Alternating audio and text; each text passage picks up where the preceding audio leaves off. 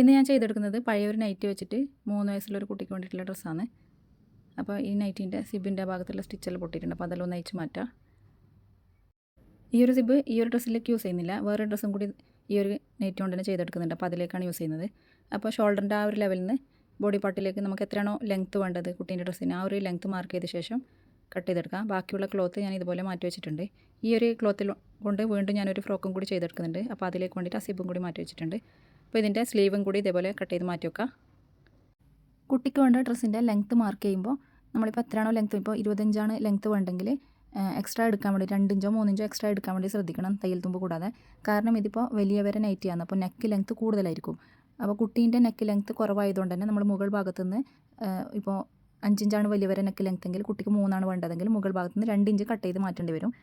അപ്പോൾ ആ ഒരു ലെങ്ത്തും കൂടി കണക്കൂട്ടിയിട്ട് വേണം കുട്ടീൻ്റെ ഡ്രസ്സിൻ്റെ ലെങ്ത്തും കൂടി മാർക്ക് ചെയ്യാൻ. കുട്ടീൻ്റെ ഡ്രസ്സിൻ്റെ കഴുത്ത് അകലം കൂടി വലിയവരെ ഡ്രസ്സിൻ്റെ കഴുത്തകലത്തേക്കാളും കുറവായിരിക്കും. അപ്പോൾ അത് അഡ്ജസ്റ്റ് ചെയ്യാൻ വേണ്ടിയിട്ട് ഞാനിപ്പോൾ സെൻറ്ററിലൂടെ ഇത്ര ഒരു 1/2 ഇഞ്ച് കട്ട് ചെയ്ത് മാറ്റുന്നുണ്ട്. ബാക്കിയുള്ള 1/2 ഇഞ്ച് അല്ലെങ്കിൽ 1/4 ഇഞ്ച് നടുവിലൂടെ സ്റ്റിച്ച് ചെയ്തിട്ട് വേണം ഈ ഒരു കഴുത്തകലം അഡ്ജസ്റ്റ് ചെയ്യാൻ. അപ്പോൾ താഴേക്ക് 2 ഭാഗത്തും, അതായത് ഫ്രണ്ട് ഭാഗത്തും ബാക്ക് ഭാഗത്തും ഇതേപോലെ ചെയ്യുന്നുണ്ട്. 1/2 ഇഞ്ച് കട്ട് ചെയ്ത് മാറ്റിയിട്ട് ബാക്കിയുള്ള ഒരു 1/4 ഇഞ്ച് തയ്യൽ തുമ്പും കൂടി വെച്ചിട്ട് സ്റ്റിച്ച് ചെയ്തെടുക്കുന്നുണ്ട്. ഇങ്ങനെ സെൻറ്ററിലൂടെ കട്ട് ചെയ്തിട്ട് സ്റ്റിച്ച് ചെയ്തെടുക്കുന്നതുകൊണ്ട് തന്നെ അപ്പോൾ ആ ഒരു കഴുത്തകലം കൂടി കറക്റ്റായിട്ട് വരും. ഇനിയിപ്പോൾ ഷോൾഡർ എത്രയാണോ വേണ്ട ആ ഷോൾഡർ എടുക്കുക.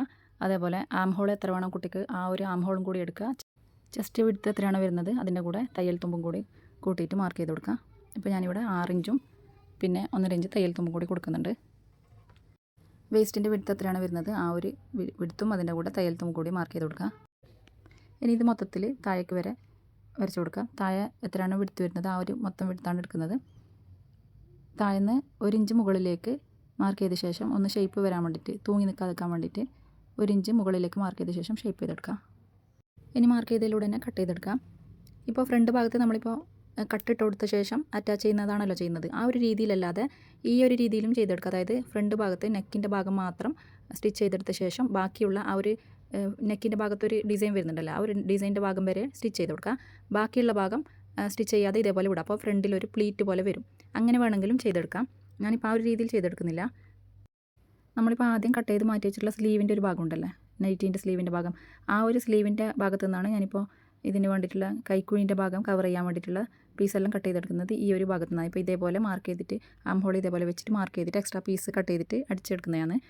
അല്ലെങ്കിൽ ക്രോസ് പീസ് കട്ട് ചെയ്ത ശേഷം ആം ഹോളിൻ്റെ ഭാഗം കവർ ചെയ്തെടുത്താലും മതി. ഇനിയിപ്പോൾ നമ്മൾ സെൻറ്ററിലൂടെ ഒരു സ്റ്റിച്ച് ഇട്ട് കൊടുക്കുക. ഇതിപ്പോൾ 2 ഭാഗമായിട്ടുള്ളത്, ഫ്രണ്ടായാലും ബാക്കായാലും.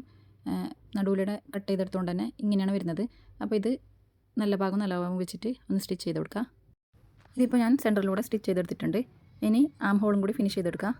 നമ്മൾ നേരത്തെ കട്ട് ചെയ്ത് മാറ്റി വെച്ചിട്ടുള്ള ആ ഒരു പീസ് ഉണ്ടല്ലോ, ആം ഹോൾ ഫിനിഷ് ചെയ്തെടുക്കാനുള്ള പീസ്, ആ ഒരു പീസ് ഇതിൻ്റെ മുകളിലേക്ക് വെച്ച് കൊടുക്കുക. ആം ഹോളിൻ്റെ മുകളിലേക്ക് ഇതേപോലെ വെച്ച് കൊടുക്കുക. നല്ല ഭാഗം മുട്ടുന്ന രീതിയിൽ വേണം വെച്ച് കൊടുക്കാൻ. എന്നിട്ട് സ്റ്റിച്ച് ചെയ്തെടുത്ത ശേഷം ഇതേപോലെ മറിച്ചിട്ട് കൊടുക്കുക. അപ്പോൾ ആം ഹോളിൻ്റെ ഭാഗം കൂടി അങ്ങനെ ഫിനിഷ് ചെയ്തെടുക്കുക. ബാക്ക് ഭാഗവും ഇതേപോലെ ചെയ്തെടുക്കുക. നല്ല ഭാഗം മുട്ടുന്ന രീതിയിൽ വെച്ച് കൊടുക്കുക. എന്നിട്ട് സ്റ്റിച്ച് ചെയ്തെടുക്കുക. സ്റ്റിച്ച് ചെയ്തെടുക്കുമ്പോൾ നെക്കിന് താഴെ ഭാഗം കുറച്ച് വിട്ട് കൊടുക്കുന്നുണ്ട്. നെക്ക് കയറാൻ വേണ്ടിയിട്ട് ചെറിയൊരു ഗ്യാപ്പാണ് കൊടുക്കുന്നത്. ബാക്കിലൊരു ഹുക്കും അയ്യും കൊടുക്കലുണ്ടല്ലോ, അപ്പോൾ അതേപോലെ കൊടുക്കാൻ വേണ്ടി മുകൾ ഭാഗം കുറച്ചൊന്ന് വിട്ട് കൊടുക്കുന്നുണ്ട്. എന്നിട്ട് സ്റ്റിച്ച് ചെയ്തെടുത്ത ശേഷം ഫ്രണ്ട് ഭാഗം ചെയ്തെടുത്ത പോലെ തന്നെ ആം ഹോളും കൂടി ഫിനിഷ് ചെയ്തെടുക്കുക. എന്നിട്ട് ഷോൾഡറും കൂടി അറ്റാച്ച് ചെയ്തെടുക്കുക. ഇനിയിപ്പോൾ ഫ്രണ്ട് ഭാഗവും ബാക്ക് ഭാഗവും കൂടി ജോയിൻ ചെയ്ത് കൊടുക്കുക. ഇനി താഴെ ഭാഗം മടക്കി അടിച്ചു കൊടുക്കുക. മടക്കി അടിക്കുന്നതിന് പകരമായിട്ട് വേറൊരു എക്സ്ട്രാ പീസ് എടുത്തിട്ട് പ്ലീറ്റ്സ് 2 ഇഞ്ച് നീളത്തിലുള്ള പീസ് എടുത്തിട്ട് താഴെ ഭാഗം പ്ലീറ്റ്സ് ഇട്ട് കൊടുത്താൽ കുറച്ചും കൂടി ഭംഗിയായിരിക്കും കാണാൻ. ഞാനിപ്പോൾ അങ്ങനെ ചെയ്യുന്നില്ല, കാരണം ബാക്കിയുള്ള ആ നൈറ്റി ക്ലോത്ത് വെച്ചിട്ട് ഞാൻ വേറൊരു ഫ്രോക്കും കൂടി ചെയ്തെടുക്കുന്നുണ്ട്. അപ്പോൾ കൂടുതൽ ക്ലോത്ത് ഉണ്ടെങ്കിൽ അങ്ങനെ ചെയ്തെടുത്താൽ കുറച്ചും കൂടി ഭംഗിയായിരിക്കും കാണാൻ. ബാക്ക് നെക്കിൻ്റെ ഭാഗത്ത് ഒരു കട്ടിട്ട് കൊടുത്തിട്ടുണ്ടല്ലോ, ആ ഒരു ഭാഗത്ത് പ്രസ് ബട്ടണും കൂടി ഫിറ്റ് ചെയ്ത് കൊടുക്കുന്നുണ്ട്. അപ്പോൾ ഇതിൻ്റെ ഫൈനൽ ലുക്ക് ഇതേപോലെയാണ് വരുന്നത്. എങ്ങനെയുണ്ട് ഡ്രസ്സ് ഇഷ്ടപ്പെട്ടോ ഇല്ല എന്നുള്ളത് കമൻറ്റ് ചെയ്യുക. വീഡിയോ ഇഷ്ടപ്പെട്ടെങ്കിൽ ഡ്രസ്സ് ഇഷ്ടപ്പെട്ടെങ്കിൽ ഒരു ലൈക്കും കൂടി കൊടുക്കാം.